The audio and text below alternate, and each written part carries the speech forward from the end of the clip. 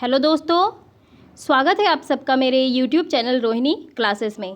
तो आज हम जो है क्लास 10th का इकोनॉमिक्स का चैप्टर 3 का अगला पार्ट देखने जा रहे हैं। हम मुद्रा और साख के बारे में पढ़ रहे थे, हम ऋण के बारे में पढ़ रहे थे, ठीक है। और आज हम पढ़ेंगे ऋण की शर्तें, यानी कि जब हम किसी से उधार लेते हैं, ऋण लेते हैं, तो उसकी कुछ टर्म्स एंड कंडीशंस होते हैं। इसके बारे में हम बात करेंगे, कुछ उदाहरणों को भी हम पेश करेंगे, जिसके माध्यम से हम ये समझने का प्रयास करेंगे कि ऋण की क्या क्या शर्तें हो सकती हैं। तो चलिए बिना किसी देरी के स्टार्ट करते हैं। तो देखिए, अब हम बात करेंगे ऋण की शर्तें। देखिए, ऋण कब जो है सृजित होता है?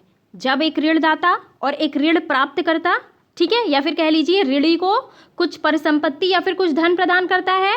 तो आधुनिक समाज में ना, अगर हम अपेक्षाकृत बात करें तो ऋण को अपेक्षित पुनर्भुगतान, यानी कि हमने जो है किसी से उधार लिया और हम उसका पुनर्भुगतान करते हैं, साथ प्रदान करते हैं, तो ये क्या कहलाता है?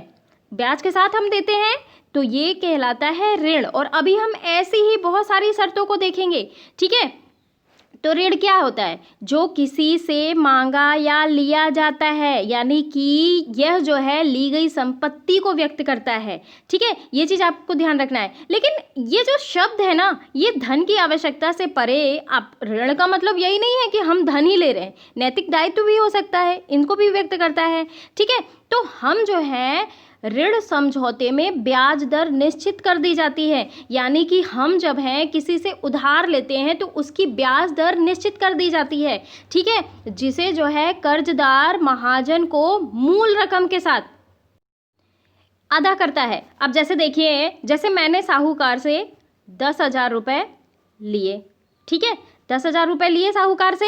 अब मुझे उसको 1 साल बाद लौटाना है, तो 1 साल की ब्याज दर कुछ परसेंट साहूकार निश्चित कर देगा, कि यानी कि 10% जो है ब्याज दर है, ठीक है। तो 10,000 का 10% मुझे एक्स्ट्रा देके, यानी कि हमें जो है एक्स्ट्रा देके उसको चुकाना पड़ेगा। और जो ये 10% निर्धारित किया गया है ना, यही है ब्याज की दर, ठीक है। ये चीज़ आपको ध्यान रखना है। इसके अलावा क्या होता है, उधारदाता कोई समर्थक ऋण आधार, यानी कि गिरवी रखने के लिए की मांग करता है, यानी कि हम आपको 1,00,000 रुपए दे रहे हैं, इसके बदले आप कुछ गिरवी रखिए। उसमें आप अपने घर भी रख सकते हो, सोने भी रख सकते हो, संपत्ति के कागजात भी रख सकते हो, ऐसी बहुत सारी चीज़ें हैं, ठीक है। तो इसे कहते हैं गिरवी रखने वाली वस्तु, ठीक है। तो हम आपको कुछ पैसे दे रहे हैं, आपकी क्या गारंटी है? यानी कि ये जो गिरवी रखने वाली वस्तुएं होती है ना, ये गारंटी के रूप में जो है अपने पास रखी जाती हैं, और जब जो है उधार चुका देता है तो ये जो है वापस कर दी जाती हैं, ठीक है, ब्याज के साथ। ये चीज़ आपको ध्यान रखना है। अब देखिए, समर्थक ऋण आधार ऐसी संपत्ति है जिसका मालिक कर्जदार है। अब देखिए, जैसे भूमि, इमारत, गाड़ी, पशु, बैंकों में पूंजी, और इसके इस्तेमाल वह जो है उधारदाता को गारंटी देने के रूप में करता है। जैसे कि मैंने आपको बताया अभी कि कुछ लोग सोने गिरवी पे रखते हैं, कुछ लोग अपनी ज़मीन रखते हैं, कुछ लोग ज़मीन के कागज़ रखते हैं, ठीक है, गाड़ी, पशु, बैंक में पूंजी, यानी कि ये सारे जो क्राइटेरिया हैं ये गिरवी रखने के हैं, ठीक है। तो जब तक जो है ऋण का भुगतान, यानी कि उधार का भुगतान नहीं हो जाता ना, तब तक ये अपने पास रखते हैं ये चीज़ें। और यदि जो है कर्जदार उधार वापस नहीं कर पाता, तो क्या होता है, उधारदाता को भुगतान प्राप्ति के लिए संपत्ति या समर्थक ऋण आधार बेचने का अधिकार होता है। यानी कि हमने जो वस्तु गिरवी रखी और अगर हमने कर्ज वापस नहीं किया, तो जो है ऋण आधार बेचने का जो है उधारदाता को जो है अधिकार रहता है, ठीक है।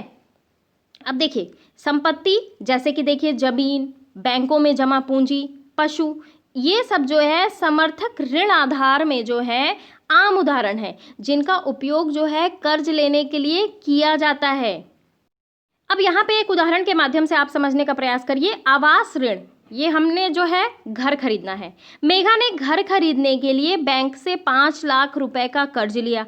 अब आप बैंक कर्ज लेने गए हो, 5 लाख रुपए लेने गए हो, तो बैंक तो कुछ टर्म्स एंड कंडीशंस देगा ही। अभी हम देखते हैं, इसके बारे में भी बात करते हैं। और इस कर्ज पर ब्याज की वार्षिक दर 12% है, ठीक है। और इस कर्ज को 10 साल में मासिक किस्तों में लौटाया जाना है, यानी कि प्रत्येक मंथ में लौटाया जाना है। तो मेघा को बैंक से कर्ज लेने से पहले उसे अपनी नौकरी और वेतन संबंधी रिकॉर्ड भी दिखाने पड़ते हैं, ठीक है। अब भाई बैंक भी तो गारंटेड होगा ना, जब वो 5 लाख रुपए देगा तो उसे गारंटी देनी होगी कि हम जो है ये पैसे चुका पाएंगे कि नहीं चुका पाएंगे, ठीक है। बैंक नए घर के सभी कागज ऋण आधार के रूप में रख लेता है, यानी कि जब तक आप जो है बैंक से उधार लिए हैं, ऋण लिए हैं, जब तक आप उसको नहीं चुका देते तो ये जो आप नया घर ले रहे हैं ना, सारे कागजात रहेंगे बैंक के पास, ठीक है। बैंक अपने पास रख लेता है और जिसे मेघा द्वारा ब्याज समेत कर्ज लौटाने पर वापस किया जाएगा। अब देखिए, मेघा आवास ऋण में निम्नलिखित विवरणों की पूर्ति करें। पूर्ति नहीं करनी है, आप ये देख लीजिए कि क्या क्या चीज़ें टर्म्स एंड कंडीशंस रहती हैं। ऋण राशि कितनी है, ऋण की अवधि कितने साल तक में आप जो है जमा कर देंगे, आवश्यक कागजात चाहिए होते हैं, ब्याज की दर कितनी है, ठीक है। अदायगी का स्वरूप क्या है, कैसे आप अदायगी करेंगे, बाई चेक कि आप पेमेंट से कटवाना चाहेंगे कि आप प्रॉपर आएंगे बैंक में जमा करेंगे, ठीक है। और समर्थक ऋण आधार क्या है, ठीक है, ये चीज़ आपको ध्यान रखना है। समर्थक ऋण आधार तो वही है, ये घर के जो है कागज रखे हैं, ठीक है। और जब आप इसे नहीं लौटा पाएंगे तो बैंक के पास पूरा अधिकार होगा कि ये घर को चाहे बेचे, है ना, और बेच के जो है अपनी संपत्ति ले, ठीक है। तो ये चीज़ आपको ध्यान रखना है। अब देखिए, ब्याज दर जो है ना, ब्याज दर समर्थक ऋण आधार, आवश्यक कागजात, भुगतान के तरीकों को सम्मिलित रूप से ऋण की शर्तें कहा जाता है। यानी कि ऋण की शर्तें क्या हुई, सबसे पहला ब्याज दर, जैसे कि हमने 10% या 11% कुछ भी जो है ब्याज दर एक निर्धारित की है, उस ब्याज दर को आपको भुगतान करना होगा। समर्थक ऋण आधार का मतलब क्या है कि जो चीज़ हम खरीद रहे हैं, समर्थक ऋण आधार में जो है जमीन भी आ सकते हैं, सोने चांदी आ सकते हैं, पशु आ सकते हैं, बैंक की पूंजी आ सकती है, ठीक है। तो समर्थक ऋण आधार का भी क्राइटेरिया है, वहाँ हमने लिया। देखिए, घर नया खरीद रहे हैं तो घर जो नया खरीद रहे हैं उसके जो कागज होंगे उसको बैंक ने अपने पास तब तक के लिए जमा किए हैं, तब तक जब तक आप जो है एक प्रॉपर कार्यकाल में आप जो है पूंजी नहीं जमा कर देते। और अगर आप एक एग्जैक्ट कार्यकाल में आप नहीं जमा करते हैं तो उसके पास अधिकार हो जाएगा उस घर का, चाहे जो करे, ठीक है।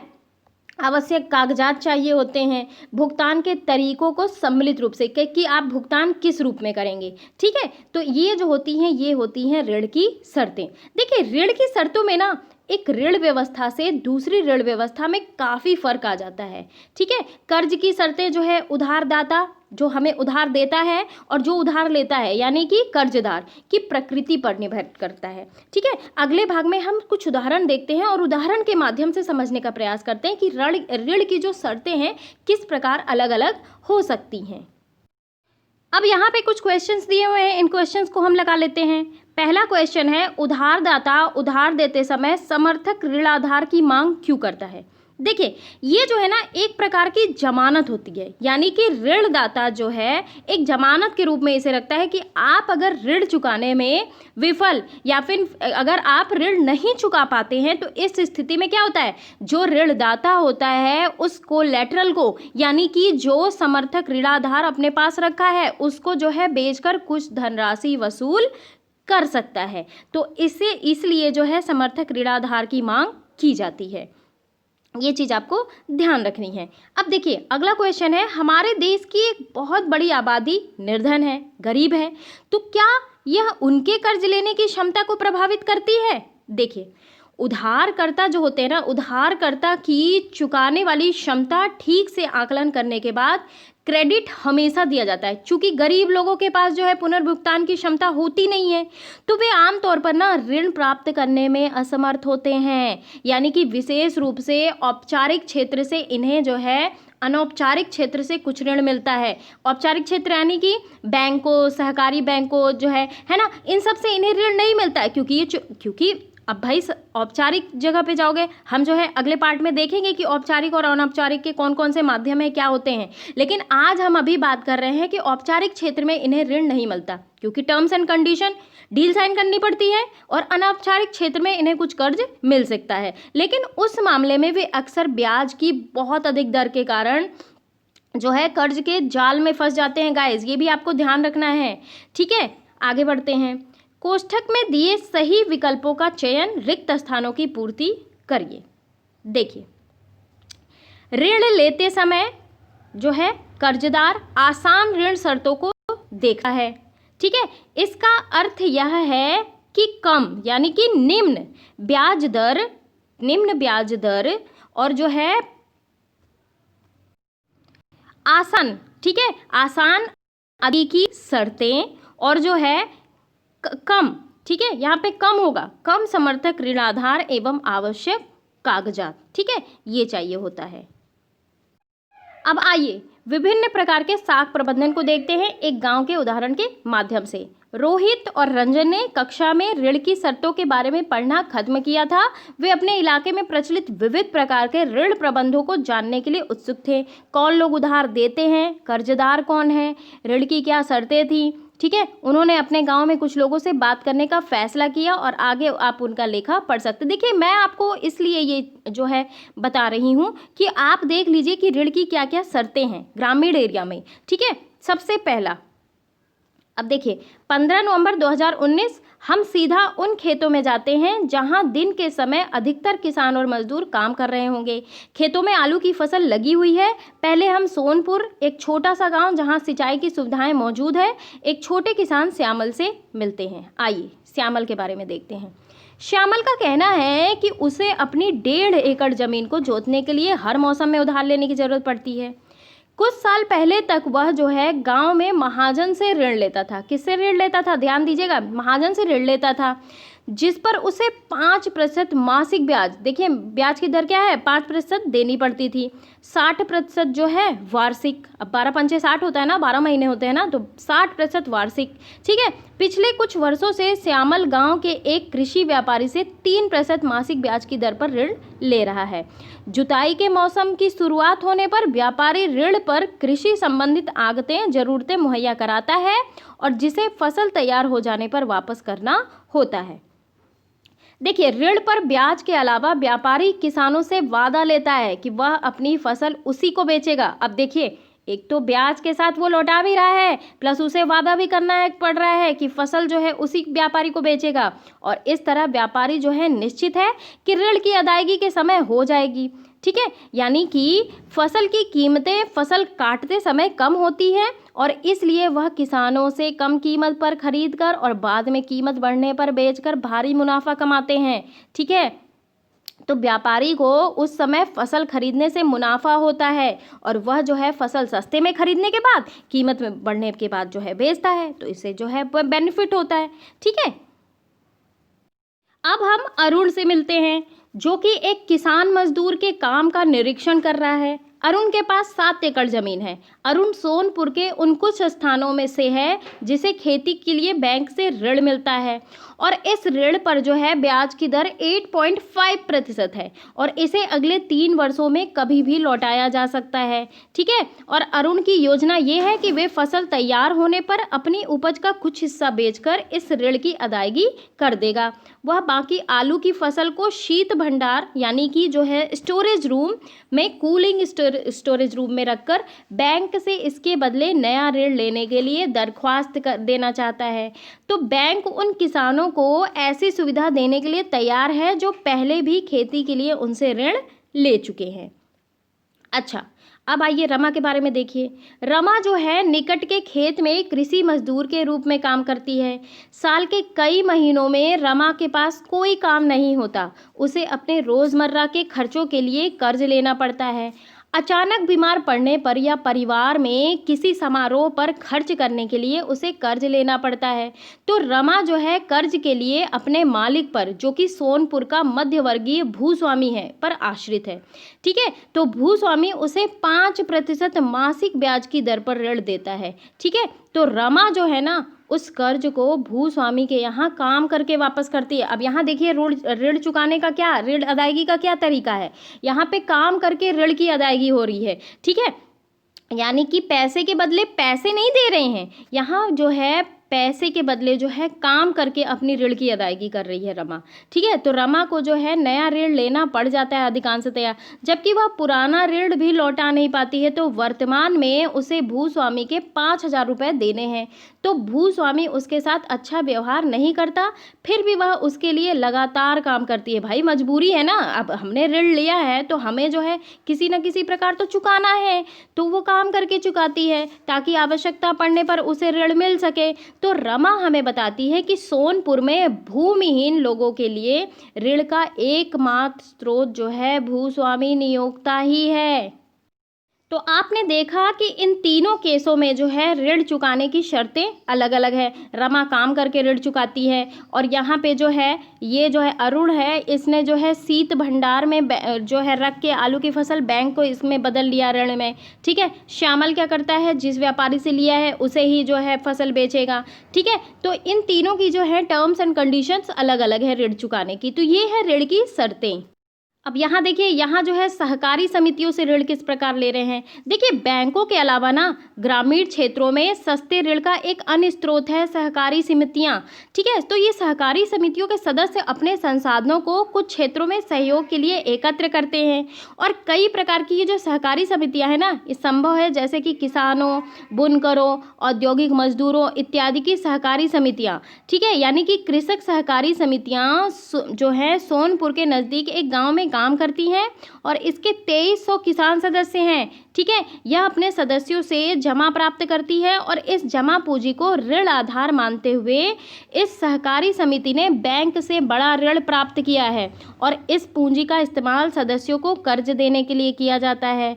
ठीक है, और ये जो है ऋण लौटाने के बाद कर्ज का दूसरा दौर शुरू किया जाता है। तो देखिए, कृषक सहकारी समितियां जो है ना, कृषि उपकरण खरीदने, खेती, कृषि व्यापार करने, मछली पकड़ने, घर बनाने और अन्य विभिन्न जो है प्रकार के खर्चों के लिए ऋण मुहैया करवाती हैं।